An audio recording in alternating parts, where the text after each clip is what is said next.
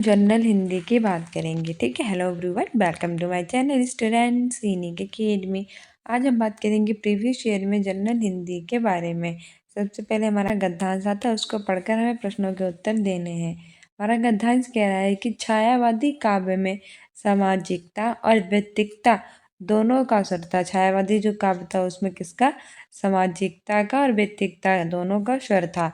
कालांतर में व्यक्तित्व अनुभूति का आग्रह रखने वाले और सामाजिकता का आग्रह रखने वाले कवियों का अंतर स्पष्ट हुआ। यहाँ यहाँ ये ध्यान रखना चाहिए कि स्वाधीनता की चेतना दोनों प्रकार के कवियों में है। यहाँ तक कि हालावाद भी एक प्रकार की विरोध कविता यानी पोइट्री और प्रोटेस्ट है। सामाजिकता का आग्रह रखने वाले कवियों में से अधिकांश समाजवादी विचारधारा से जुड़े। इससे 1936 यानी 1936 ईस्वी में प्रगतिशील लेखक संघ की स्थापना के बाद प्रगतिवादी कविता का प्रवर्तन हुआ। ठीक है। हमारा पहला क्वेश्चन इसका कह रहा है कि सामाजिकता का आग्रह रखने वाले कवि इससे जुड़े। ऑप्शन ए है कलावादी विचारधारा, ऑप्शन बी है समाजवादी विचारधारा, ऑप्शन सी है मनोविश्लेषणवादी, ऑप्शन डी है सौंदर्यवादी विचारधारा। हमने पढ़ा था कि जो सामाजिकता का आग्रह रखने वाले थे वो किससे जुड़े थे? समाजवादी विचारधारा से जुड़े थे। तो ऑप्शन बी सही हो जाएगा। हमारी व्याख्या भी कह रही है कि उपरोक्त अवतरण के अनुसार यानी ऊपर जो अवतरण दिया गया है उसके द्वारा सामाजिकता का आग्रह रखने वाले कवियों में अधिकांश समाजवादी विचारधारा के हैं। अगला क्वेश्चन कह रहा है कि प्रगतिवादी कविता का प्रवर्तन कब हुआ? ऑप्शन ए है 1956 1956, ऑप्शन बी है 1946 1946, ऑप्शन सी है 1926 1926, ऑप्शन डी है 1936 1936। तो बताइए जो प्रगतिवादी कविता है उसका प्रवर्तन कब हुआ था? से आंसर हमारा हो जाएगा ऑप्शन डी 1936 1936 में प्रगतिवादी कविता का प्रवर्तन हुआ था। ठीक है। अगला क्वेश्चन कह रहा है कि छायावादी काव्य में किसका स्वर था? ऑप्शन ए है सामाजिकता और व्यक्तिकता दोनों, ऑप्शन बी है केवल सामाजिकता, ऑप्शन सी है कायरता, ऑप्शन डी है केवल व्यक्तिकता। इसका आंसर हो जाएगा ऑप्शन ए सामाजिकता और व्यक्तिकता दोनों। जो छायावादी काव्य था उसमें सामाजिकता और व्यक्तिकता दोनों का स्वर था। हमारा अगला क्वेश्चन कह रहा है कि दोनों प्रकार के कवियों में है।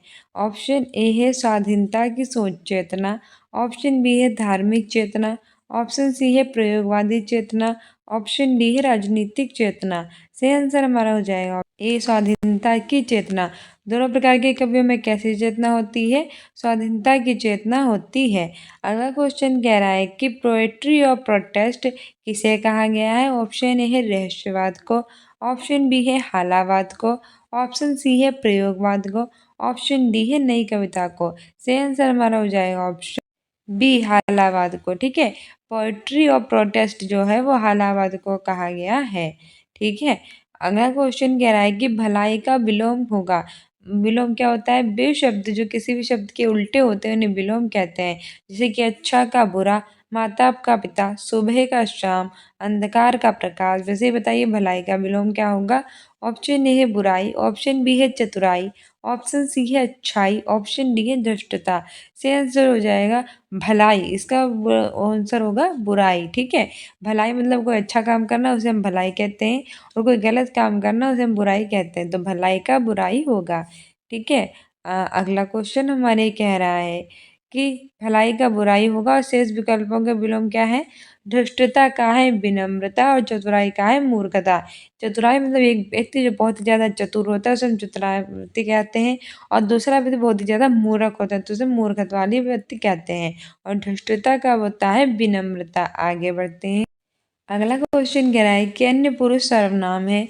ऑप्शन ए है कुछ, ऑप्शन बी है आप, ऑप्शन सी है ये है, ऑप्शन डी है हम। से आंसर हो जाएगा ऑप्शन सी ये है। अन्य पुरुष जो होते हैं वो उन्हें कहते हैं ये है वह है, ये सब अन्य पुरुष होते हैं। ठीक है। हमारी व्याख्या कह रही है कि यह उपरोक्त विकल्पों में अन्य पुरुषवाचक सर्वनाम है। अन्य पुरुषवाचक सर्वनाम जिन सर्वनाम शब्दों के प्रयोग में वक्ता और श्रोता का संबंध न होकर अन्य का संबोधन प्रतीत हो, वह शब्द अन्य पुरुष कहलाता है। मतलब वक्ता यानी जो बोलता है, श्रोता वो जो सुनता है, उन दोनों के बारे में लगा किसी अन्य के बारे में बात कही जाती है तो उसे अन्य पुरुष कहते हैं। जैसे कि वह, ये, वे, उनको आदि। जैसे दो व्यक्ति आपस में बात कर रहे हैं कि तुम, आप, ऐसे करके कि तुम बताओ, और वो राजू कैसा है, वो दूसरे कह रहे हैं हाँ राजू तो ठीक है, दिनेश कैसा है। यानी कि वो एक दूसरे के बारे में बात ना करके कोई तीसरे के बारे में बात कर ले तो वो अन्य पुरुष कहलाएगा। और इसके शब्द होते हैं वह, यह, वे, ये, उनको आदि। अगला क्वेश्चन कह रहा है कि द्रव्य का पर्यायवाची नहीं है। ऑप्शन ए है कंचन, ऑप्शन बी है संपत्ति, ऑप्शन सी है धन, ऑप्शन डी है संपदा। से आंसर हो जाएगा हमारा कंचन। जो द्रव्य होता है उसका पर्यायवाची कंचन नहीं है, जबकि संपत्ति, धन दौलत, संपदा, ठीक है, ये सब किसके द्रव्य के पर्यायवाची होते हैं, संपत्ति, संपदा और धन।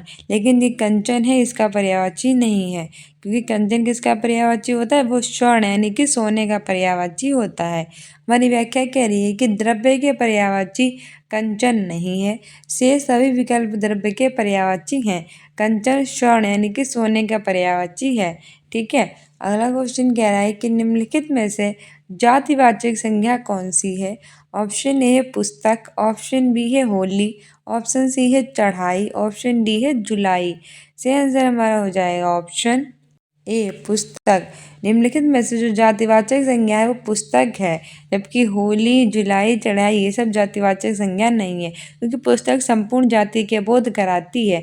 ठीक है, व्यक्तिवाचक संज्ञा में संपूर्ण व्यक्तियों का बोध होता है, जातिवाचक संज्ञा में संपूर्ण जाति का बोध होता है, द्रव्यवाचक संज्ञा में द्रव्य के बारे में बताया जाता है, समूहवाचक संज्ञा में समूह के बारे में बताया जाता है।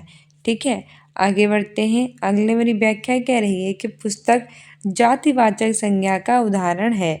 जातिवाचक संज्ञा क्या होती हैं, जिन संज्ञा से किसी वस्तु या फिर व्यक्ति की हमें समस्त मानव जाति का बोध होता है उसे हम जातिवाचक संज्ञा कहते हैं, जैसे कि मनुष्य, पर्वत आदि। ठीक है, अगला क्वेश्चन कह रहा है कि तेजो राशि का संधि विच्छेद होगा। ऑप्शन ए है तेज प्लस राशि, ऑप्शन बी है तेज विसर्ग राशि, ऑप्शन सी है तेजो प्लस राशि, ऑप्शन डी है तेज प्लस राशि।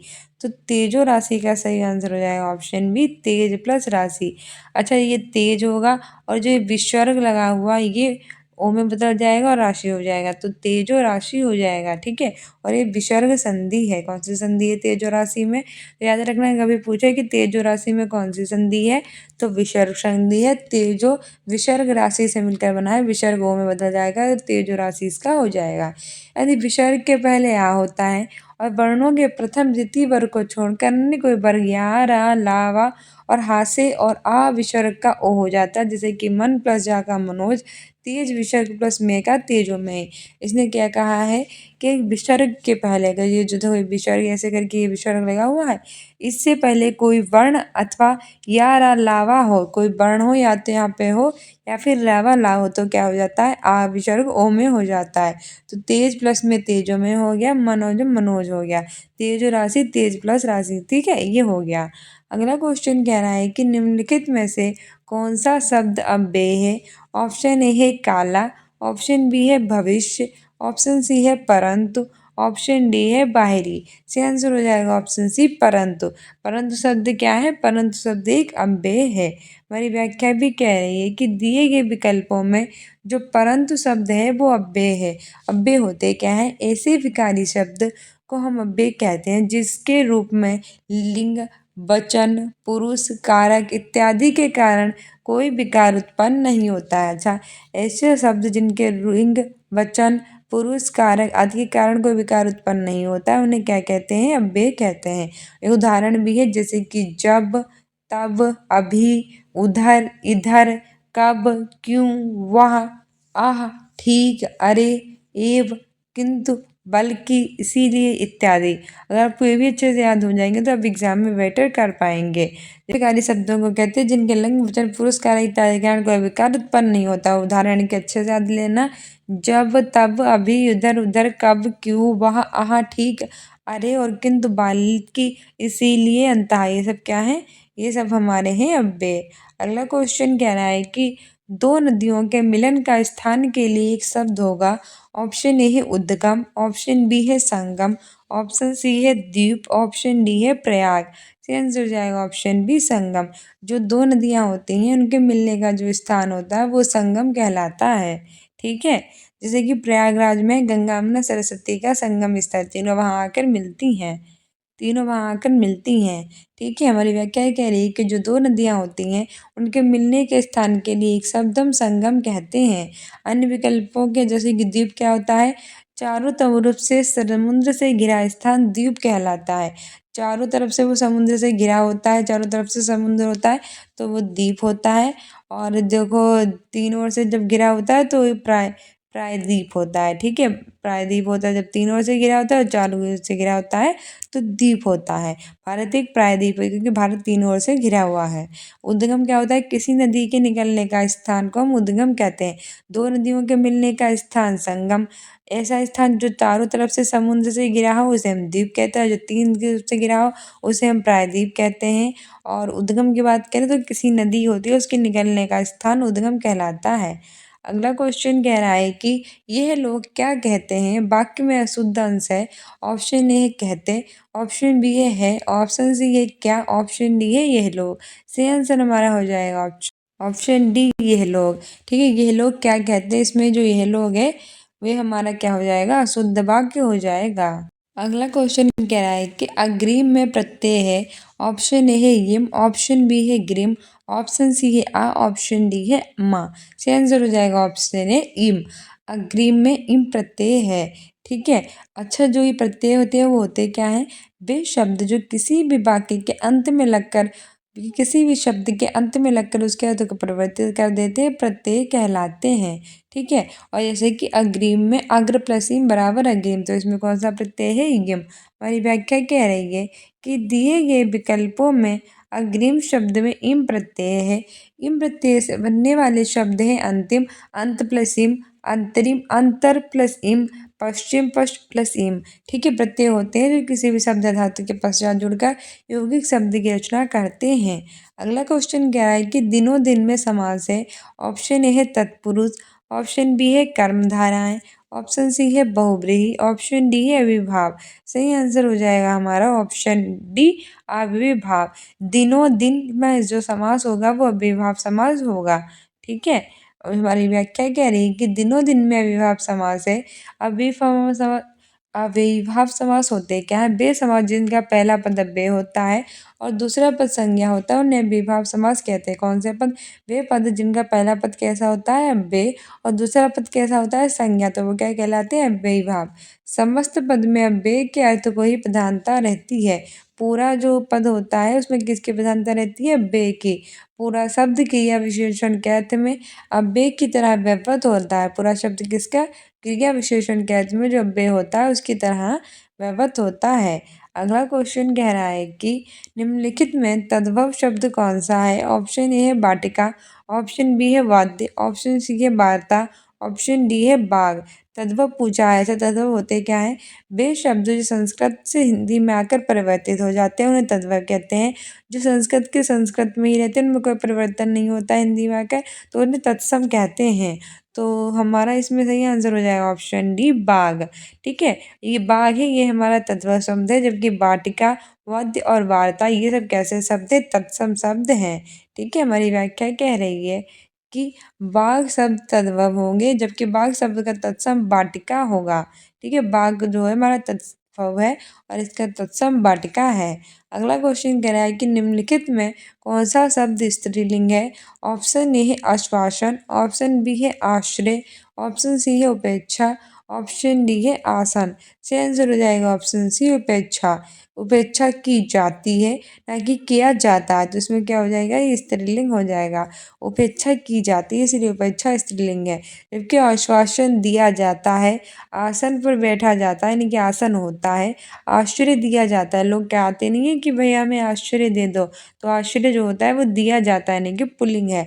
आश्वासन भी दिया जाता है और आसन भी दिया जाता है, लेकिन उपेक्षा दिया नहीं जाता, दी जाती है। उपेक्षा की जाती है। लोग उनसे कहते हैं हमारी उपेक्षा मत करो, तो स्त्रीलिंग है तो उपेक्षा की जाती है, स्त्रीलिंग है। ठीक है, हमारी व्याख्या कह रही है कि उपेक्षा शब्द जो होता है वो स्त्रीलिंग है और शेष शब्द विकल्प क्या है, पुल्लिंग है। जिन शब्दों से स्त्री जाति का बोध होता है उन्हें स्त्रीलिंग कहते हैं, जिनसे पुरुष जाति का बोध होता है उन्हें पुल्लिंग कहते हैं। अगला क्वेश्चन कह रहा है कि अभिलाषा में उपसर्ग है। ऑप्शन ए है अभी, ऑप्शन बी है आशा, ऑप्शन सी है बड़ा, ऑप्शन डी है आ। सही आंसर हमारा हो जाएगा ऑप्शन बी अभिलाषा। अभी प्लस लाशा बराबर होता है अभिलाषा। ठीक है, तो अभिलाषा में जो अभी उपसर्ग है, अभी उपसर्ग से बने और भी शब्द है, जैसे कि अभी प्लस कथन बराबर अभिकथन, अभी प्लस भाषण बराबर अभिभाषण, अभी प्लस गमन बराबर अभिगमन। अगला क्वेश्चन कह रहा है कि निम्नलिखित में शुद्ध वर्तनी वाला शब्द है। ऑप्शन ए है पुष्टि, ऑप्शन बी है पुष्टि, ऑप्शन सी है पुष्टि, ऑप्शन डी है पुष्टि। सही आंसर हो जाएगा ऑप्शन है पुष्टि। ये शुद्ध लिखा है, बाकी सब कैसे लिखे हैं, अशुद्ध लिखे हैं, तो ऑप्शन ए सही हो जाएगा। अगला क्वेश्चन कह रहा है कि निम्नलिखित में से कौन सा शब्द तत्सम है। वही शब्द तत्सम कहलाते हैं जो संस्कृत के संस्कृत में ही रहते हैं। तो मिट्टी, मुट्ठी, मिठाई की मस्तक। सही आंसर हो जाएगा ऑप्शन डी मस्तक। मस्तक जो होता है वो हमारा तत्सम शब्द होता है और इसका तद्भव होता है माथा। ठीक है, और जो मिट्टी है वो तद्भव है, इसका तत्सम होता है मृत्तिका। तो मिट्टी तद्भव शब्द है, इसका तत्सम है मृत्तिका, और मस्तक जो है वो तत्सम शब्द है। ठीक है, हमारा ऑप्शन जो डी है वो हो जाएगा और इसका तद्भव होगा माथा। ठीक है, हमारी व्याख्या कह रही है कि दिए गए विकल्पों में मस्तक शब्द तत्सम है, जिसका तद्भव क्या होगा, माथा। शेष विकल्पों के तत्सम शब्द निम्न में, जैसे मिट्टी का मृत्तिका, मिठाई का मिष्ठान और मुट्ठी का मुष्टि। ये मुष्टि को मुट्ठी कहते हैं, मिष्ठान को मिठाई, मृत्तिका को मिट्टी।